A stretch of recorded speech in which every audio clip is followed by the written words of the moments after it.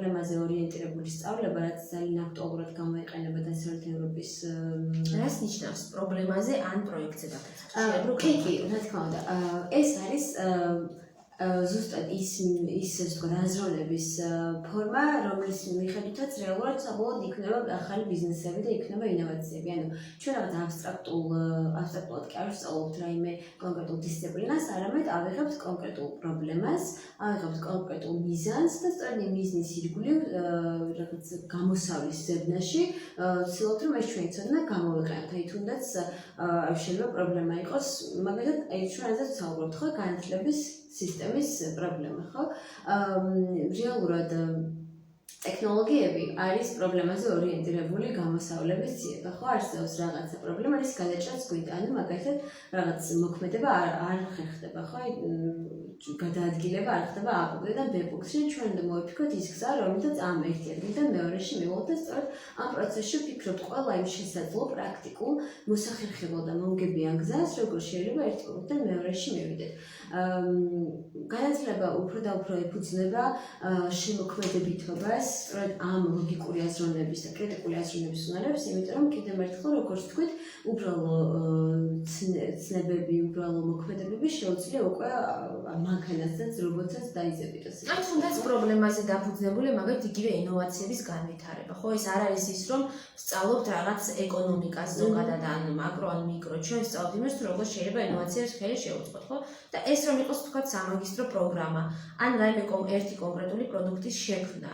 ანუ უკვე ესეთი პერიოდი გვაქვს, როდესაც ერთგვარად ჩვენ სწავლას და მუშაობას შორისაც საზღვარი სადღაც იშლება, იმიტომ რომ ამ მუშაობის პროცესში ჩვენ სწავლობთ და ამ სწავლის პროცესშიც მნიშვნელოვანია, რომ უკვე ვქმნიდეთ ამ ღირებულ პროდუქტს. კიდე რაც მინდა ვახსენოთ, ჩვენ რეალურად დღეს ვცხოვრობთ ეპოქაში, რომლის მთავარი მიზანიც არის თვითგანვითარება.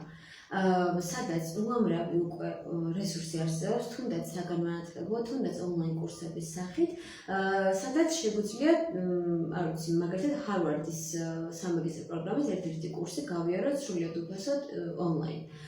ეს უკვე იმხელა რაღაცას გვაძლევს, რომ უბრალოდ აღარ შეიძლება ვთქვა, რომ აი არ ვიცოდი და ვერ გავიგე და ვერ გავაკეთე. ანუ რეალურად თანამედროვე ეფუძნება მუდმივ განვითარებას, მუდმივ პროგრესს. ის რომ თქვა ჩვენ რაღაცა დიპლომი ავიღეთ, არ ნიშნავს, რომ ამით ჩვენი სწავლა-განათლება მორჩა, პირიქით შესაძლოა არ გქონდეს ესე ფურცლად დიპლომი, თუმცა ჩვენი თვითსწავლით, რაც ძალიან ხშირად ხდება ტექნოლოგიების სფეროში, იმიტომ რომ ასე სწრაფად ვითარდება და ვერც ერთი საგანმანათლებლო პროგრამა საუნივერსიტეტო შეიძლება ვერც კი ეწევა ამ განვითარებას, ადამიანები თავისი სწავლობენ თუნდაც ონლაინ რესურსების დახმარებით. აი ეს ძალიან საინტერესო რამ ახსენე და კიდევ აი ჩვენ ეპოქაზე ვსაუბრობთ და ინდუსტრიულ რევოლუციებზე. აი ეს ძალიან საინტერესოა, რა იგულისხმება ამ ინდუსტრიულ რევოლუციებში და მეოთხეს გავდივართო. შეგიძლია ეს სამი რო განვმარტო, იმიტომ რომ მე პირადადაც ძალიან შემქონია ეს კითხვა და ალბათ აუდიტორიისთვისაც საინტერესო იქნება. კი, ეს რევოლუციები დაიწყო, თქვათ, თუნდაც ანუ მარტივად რო ავხსნათ, ხო? სხვადასხვა ეტაპად იყოფოდა იმის მიხედვით, თუ რა ძირითადი მიგნება იყო იმ ათწლეულის განმავლობაში და თქვათ, შეიძლება ეს ყოფილიყო, თქვათ, ელექტროენერგია, გაზი, ატომური ძალა, სხვადასხვა სახის განვითარება, რამაც შემდეგ, თქვათ, თუნდაც მასალის მიმართულებით განვითარება, ხო, რაღაც ერთ პერიოდში პლასმასის მასალები როცა წარმოვიდა, ამ მიმართულებით იყო დიდი ის და ეხლა პირიქით უბრუნდებით იმას, რომ არ გჭირდება პლასმასი და უფრო რაღაც მდგრად მოდელზე გადავეშვათ. დღეს მეოთხე ინდუსტრიულ რევოლუციას ვეძახით იმ ეპოქას, რომელიც მთლიანად დაფუძნებულია ინტერნეტზე, ტექნოლოგიებზე, ხელოვნურ ინტელექტზე, ანუ მანქანის მიერ დასწავლად ალგორითმებზე, მანქანის მიერ სწავლად მოქმედებაზე, რასაც შემდეგ უკვე ავტომატურად აკეთებს. ანუ ამას ქვია ჩვენი ინდუსტრია და რეალურად თავარია მოვიფიქროთ რა ვასწავლოთ იმ მანქანას, რომ რა გააკეთოთ. კი, ანუ რეალურად ყველა წინა სამი ინდუსტრიული რევოლუცია ეფუძნებოდა კონკრეტულ ხელშესახებ მასალას, ან ვთქვათ, მიგნებას, ან სხვადასხვა სახის, ვთქვათ, ბუნებრივ რესურსს. დღეს უკვე ეს ეფუძნება კიდევ ერთხელ ინტელექტუალურ რესურსს და იმ შედეგებს, რომელიც ინტელექტუალური რესურსის მიერ იქნება ეს რაღაც ვთქვათ, ახალი პროგრამირების მიმართულებები თუ თვითსწავლადი მანქანები. ძალიან საინტერესო თემა არის ეს და მართლაც ამოძურვადი თუმცა ჩვენ ნელ-ნელა ალბათ დასასრულს უნდა მიუახლოვდეთ. თავარი კითხვა, რაც მე მაქვს, პირველი რა შეიძლება და რა უნდა გააკეთოს ჩვენმა სახელმწიფომ იმისთვის, რომ რეალისტურად იქამდე მივიდეთ, იმიტომ რომ ვიცით, რომ ტექნოლოგიურად სკოლები მაგალითად საკმაოდ არ არის აღჭურვილი იმისთვის, რომ თუნდაც ყველა მოსწავლეს თავისი კომპიუტერი ჰქონდეს, ან ყველგან იყოს ინტერნეტზე წვდომა, ან ასე შემდეგ, ხო? და ის ლაბორატორიები, სადაც რეალურ ცდებს ჩაატარებენ, მარტო კომპიუტერი ხომ არ არის. და ასე შემდეგ. და მეორე, რა შეიძლება გააკეთოს უკვე ინდივიდმა იმისთვის, რომ კაი, აი ამ პირობებში რაც გვაქვს, რა შეიძლება რომ გააკეთოს იმისთვის, რომ ტექნოლოგიებს აი ამას არ ჩამორჩეს ამ ტენდენციებს. მართლა ბევრი რამე არის გასაკეთებელი რეალურად და არის პირველ რიგში მთავრობის მხრიდან გასაკეთებელი იმ მხრივ, რომ განათლების სისტემაში ერთიანი რაღაც კონცეფციები, რომლებსაც მჯერა რომ იმედი მაქვს, რომ მიდის მუშაობა, თუმცა კიდევ ერთხელ ანუ ეს უნდა იყოს რაღაც დიდი ერთიანი გეგმის ნაწილი, რომლითაც ჩვენ კარგად დავინახავთ, სწორედ რატომ ვაკეთებთ ამ ერთ კონკრეტულ ნაბიჯს და არ იყოს ეს რაღაც ქაოტური პატარა ერთჯერადი რეფორმები, რომლებიც ერთმანეთთან კავშირში არ არის და თქვათ არ იძლევა რეალურ გრძელვადიან შედეგებს.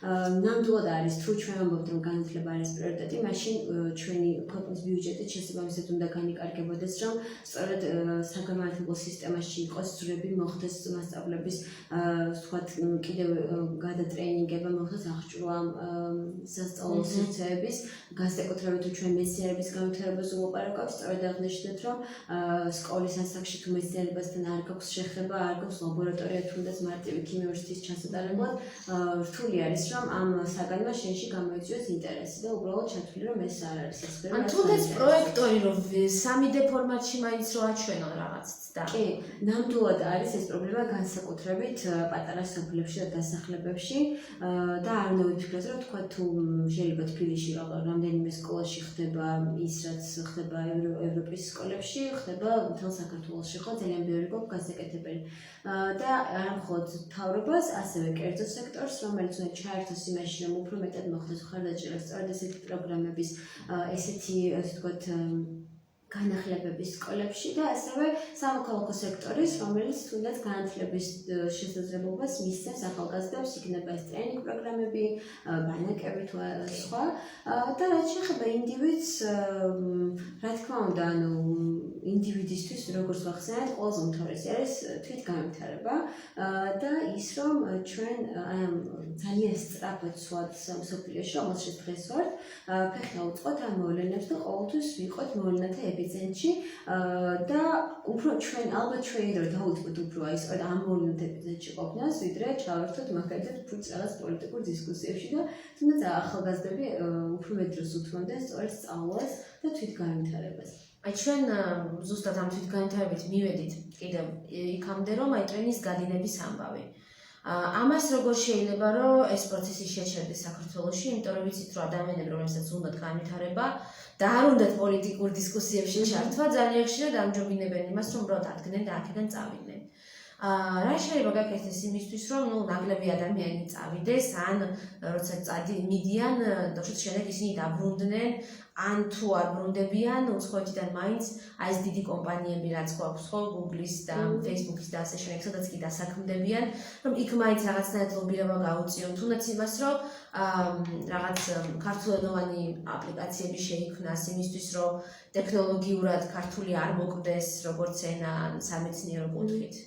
რა შეიძლება რომ ამისთვის გაკეთდეს? ეს მართლა ძალიან რა თქმა უნდა ნებისმიერ პასუხს რასაც გცემთ არის ჩემი პირადი მოსაზრება, რა თქმა უნდა მე არ ვარ ხა იმ პოზიციაში რომ რაღაც ერთი დიდი გენიალური იდეები თქვა და გადავჭრა ეს ყველა პრობლემა რაც ჩამოვთვალეთ ამ კითხვის და ამ კითხვის გარეთაც არის რეალურად მე ვფიქრობ, ზოგადად ვიტყვი რომ მე ვფიქრობ რომ ძალიან კარგი არის თუ ახალგაზრდები წავიდნენ საზღვარგარეთ, მიიღებენ ცოდნას, გამოცდილებას და დაბრუნდებიან.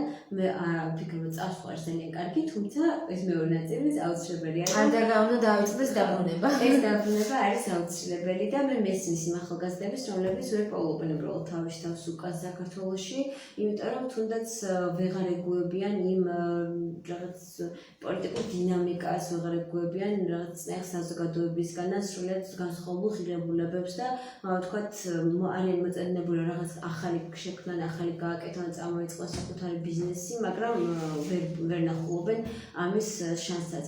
თუმცა მაინც მე ვფიქრობ, რომ ეხლა საქართველო არის იმ საინტერესო ეპოქაში, როდესაც უფრო მეტი საშუალება აქვს ახალგაზრდას რაღაცა გააკეთოს, შეიძლება არ დასაქმდეს, მაგრამ თვითონ გახდეს დამსაქმებელი, თვითონ წამოიწყოს საკუთარი კომპანია, განსაკუთრებით იმ ახალგაზრდებს, რომლებიც უცხოეთში იყვნენ, უკვე აქვთ ინტელექტუალური კაპიტალი, შეიძლება სოციალური კაპიტალის, რომ თავისი რაღაც ინიციატივა წამოიწყონ, თუნდაც გამოიყენონ ის საგრანტო შესაძლებლობები, რაც არსებობს საქართველოში, თქვა დონორი ორგანიზაციების თუ სხვადასხვა სააგენტოების მიერ და ეს თქვათ განავითარონ თვითონვე ის იდეალური სიტუაცია, რაც უნდათ რომ ნახონ.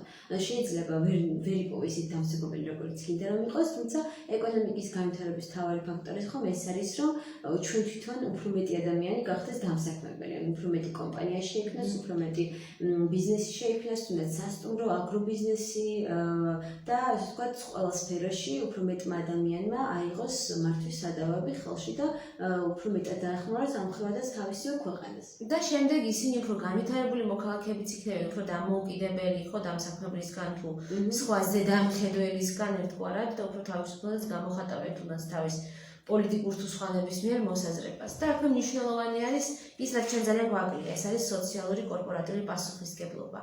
როგორ ვფიქრობ, რატომ ჭირს ასე ძალიან დღეს აი საკითხი, რომ ბიზნესებმა ჩადონ აი თანხების სკოლებში, რაც თქვენ აი ახსენეთ და ასე შემდეგ და რა შეიძლება რომ გააკეთოს, აი სახელმწიფომ ან ბიზნესმა რატომ უნდა ჩადოს ამაში მეტი ფული და რატომ უნდა ქონდეს ეს კორპორატიული სოციალური პასუხისმგებლობა. ეს ცნება ზოგადად ბოლო რამდენიმე წელია საქართველოში აქტიურად ისმის. უკვე მე მგონი კარგია ის, რომ აქტუალურად გვისმის ეს ტერმინი და ეს ვისწავლით როგორც საზოგადოება, მათ რომ ბიზნესები უფრო პასუხისმგებლიანი უნდა იყოს და გარკვეულწილად ანგარიშვალდებულებასაც ვადებს მათ, რომ უფრო მეტი რესურსი დააბრუნონ საზოგადოებაში, იმ სივრცეში, სადაც ისინი მოღვაწეობენ.